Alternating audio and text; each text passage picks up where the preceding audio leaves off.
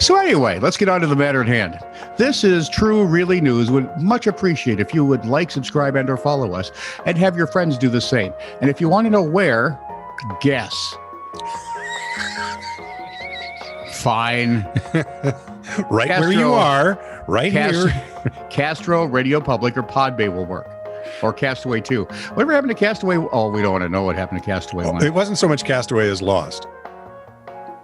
You know what happened? You're on that island long enough.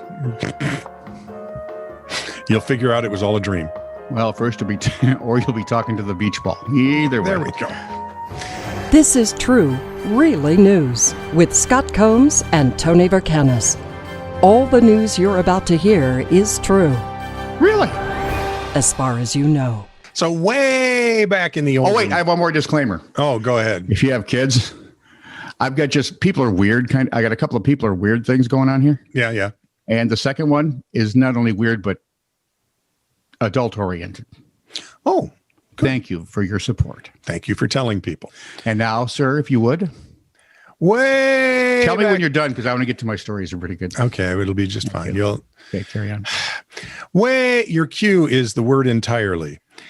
Way back in the olden days, the year 2000 to be precise, a teacher in Mexico was charged with murder, convicted, and sentenced to 41 years in prison. So far, unremarkable. Manuel Valdovinos, a teacher in Texcoco City, insisted he was innocent and claims police beat a confession out of him. Today, or now I should say, because it happened a couple of days ago, 21 years later, Manuel has been released on a technicality. What was the technicality? His victim was found alive and well in the United States. Yeah, that would be a technicality, all right. And not only that, but the DNA evidence used against him proved to be the DNA from someone else entirely. How in God's name? You've killed this man, and this DNA of that guy proves it. What? This is justice in our world. If you're looking for perfect justice in our world, keep looking. Yeah. Oh, yeah. Okay, a lot of weird stuff can float ashore, but this could be near the top. Palm Coast, Florida, July 24th. A real live UFO washed ashore. Unidentified floating object. No. I know it's kind of a letdown, but wait for it. It was a hamster-like wheel thingy held afloat by red buoys. And there was an occupant crew. There was a guy inside. He wasn't an alien. He wasn't Atlantean. He was Reza Baluchi, Florida extreme athlete. 49 who had been trying to walk from Florida to New York, which normally be no big deal, but he wanted to do it across the Atlantic Ocean. Dude, they've got highways for this. Yeah, exactly. Trains, for heaven's sake. Well, if you think about it, the ocean's kind of like its own giant highway with moving lumps. So you're an idiot like he is what you're saying. Pretty much. Okay. So he set off on his journey from St. Augustine or Augustine, depending on where you're from. July 23rd. Less than a day later, though, he ran into some issues. According to the Facebook page at the Flagler County Sheriff's Office, the occupant came across some complications that brought him back to shore. The complications, according to what Bellucci told CNN, was his tracking device wasn't working correctly, and his backup had been stolen, which asks the question, who the hell else was out there to steal it? But I'm guessing it was stolen before he got going. Or it was stolen when he was overnighting somewhere on some beach. Sure.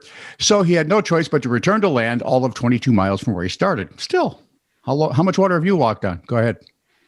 The U.S. Don't start. The U.S. Coast Guard was contacted, arrived on the scene to take over the case. Speaking of the Coast Guard, they were the reason for his adventure. Well, partly.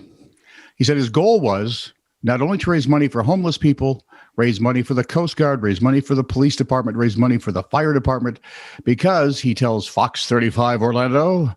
Fox 35 Orlando. They are in public service. Our news or it's crap. Exactly. They're in public service. They do it for safety and they help other people. Sure.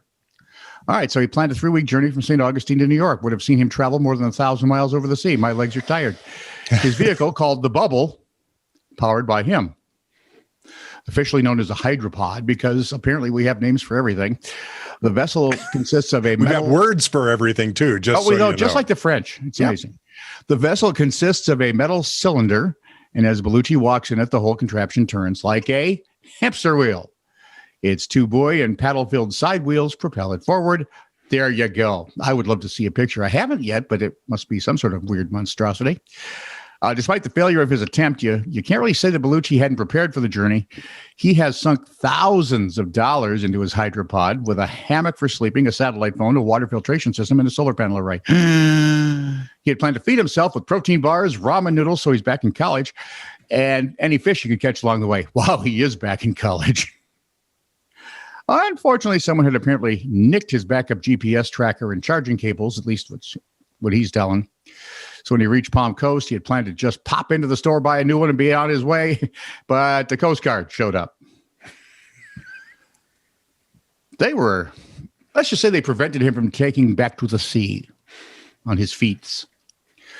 David McAuliffe, a spokesman for the Coast Guard, told the Times of New York, no less. They used to be a really great newspaper one day. It was a while ago, but it was a anyway, Thursday. Yeah, in 1971. 68? I remember that. Yeah. The New York Times, the Lone Mariner would have to comply with what's known as the Captain of the Port Order. Because not only do we have words for everything, we have regulations for every frickin' thing, too. Okay. Bellucci must have an escort vessel, certain specific safety equipment, and he must submit a voyage plan to the Coast Guard. Failure to comply with the captain of the port's order is punishable by a civil penalty of up to $95,881. How do they get the extra $1? I'm guessing it's for, postage and handling. Oh, okay. There you go. There may also be criminal penalties for violating the order. So I'm guessing jail time could be involved? Potentially. Yeah, he's not real thrilled with the orders. He would prefer to do the journey alone, thank you. But he says that his team is in talks with an owner of the fishing thing. Did you ever notice when you do these stories, every now and again, they have bad typos? Oh, yes. Yeah. The owner of the fishing something who has expressed interest in sponsoring him. I'm guessing fishing boat company? Okay. Maybe it's Birdseye. And more than having company on the trip, the man is afraid of losing his hamster wheel. So I could see that. So was the hamster, sir. Bellucci has tried similar ocean voyages before with exceedingly poor results. Basically, he's batting 1,000. He's a serial failure.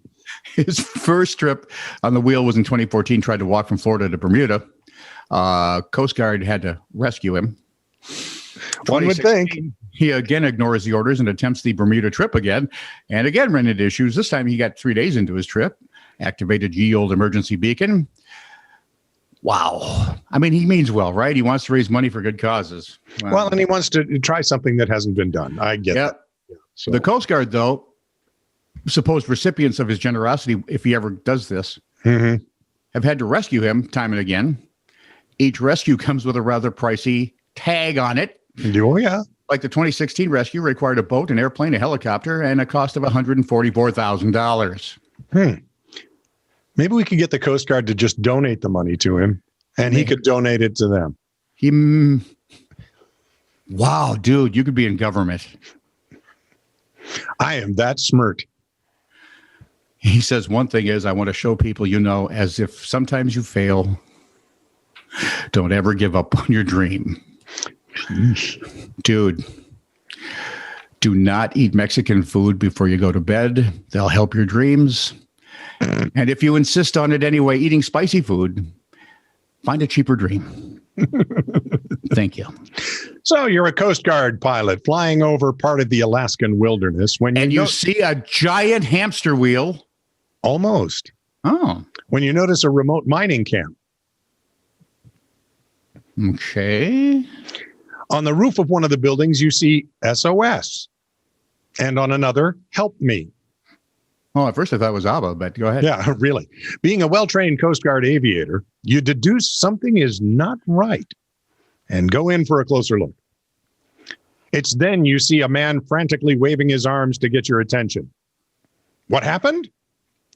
The 50 or 60-year-old man, whose name is not given, was attacked by a grizzly bear and dragged to the river. He escaped to the mining camp, but the bear kept coming back every night for about a week. Well, come on. You hate it when your snacks get up and leave. Not only that, but the man was down to his last 2 rounds of ammunition for his pistol, which tells you exactly what use the pistol is against a grizzly. Not a lot. You need the right kind of pistol for that. All it does is annoy the grizzly. If the Coast Guard chopper, by the way, hadn't been diverted by about a mile due to weather conditions, Yep. They never would have seen him. never would have seen him. Wow. They took him to Nome, where he insisted on walking to the ambulance. Garden? Okay.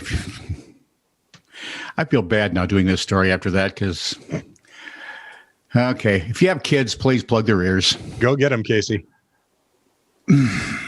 This might be towards the top of the old WTH file. Oh, yeah? Oh, yeah. It's I'm just going. An unidentified man is calling libraries around the country so that he can pleasure himself listening to a court case. What? Mm-hmm. Yeah. What?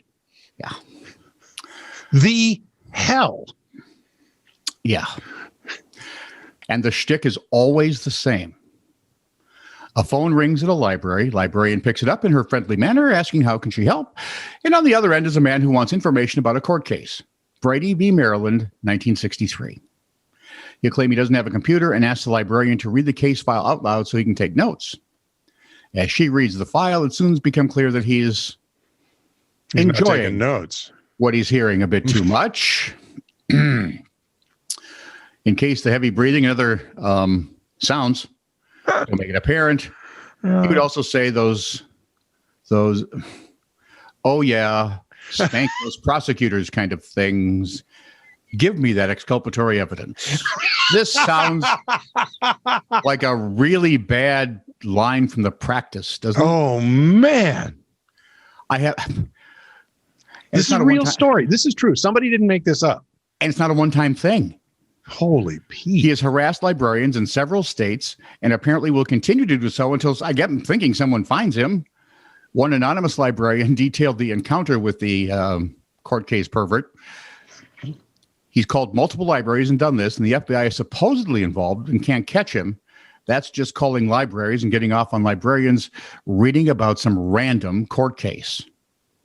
The real deal also struck up on the librarian's own workplace. Luckily enough, though, they found a way to shut him down. Okay. Apparently, the dude called my work, and I wasn't there for it, but they put him on hold because they're like, is it him? Is it him? They got a mail cold worker to take the call, and he hung up. So I'm guessing yes, it was him. So it's about the librarian reading. The female, the girl, guessing, the lady, I the woman. don't know exactly. May not be the first time the man has terrorized libraries. According to a post on Library Think Tank, a Facebook group, a similar thing has happened a few years back. Library terrorism is the worst kind. So they're forewarning everyone and anyone that should someone call for information on Brady v. Maryland, call the FBI. So Brady v. Maryland, let's get to it. Do the case and file. I'm still stammered at what he does. Yeah, exactly. Do the case files detail some kind of a sexual assault, or is it a case of pornography maybe? Yeah. No. There is nothing about Brady v. Maryland that would be the least bit titillating. It's pretty much your bog standard court case concerning the judiciary process. Its only significance well, that I understand. Is the U.S. Supreme Court determined that the prosecution must hand over all evidence that could exonerate a defendant to the defense. Exculpatory. Yeah. I believe, right? Yeah. So we could ask Patrick's brother. He's a... That do anything for you? Make you a little hot and bothered there? Me? I'm already sweating. Yeah, see, but not for the same reasons as the other guy on the phone. I'm just... By the way, the decision is not very sexy either. It's about 2 men who were sentenced to death for the 1958 murder of an older man. Oh, this is bizarre. The prosecution didn't apparently deliver certain documents, and that's how it ends up going to the Supreme Court. I know. This is I so know. deeply weird. This could be the WTH. Actually, this could be the WTF champion of all time. Agreed. Even weird for me. And we know what that takes. This is true, really news. Send email to TiTR@netradio.network.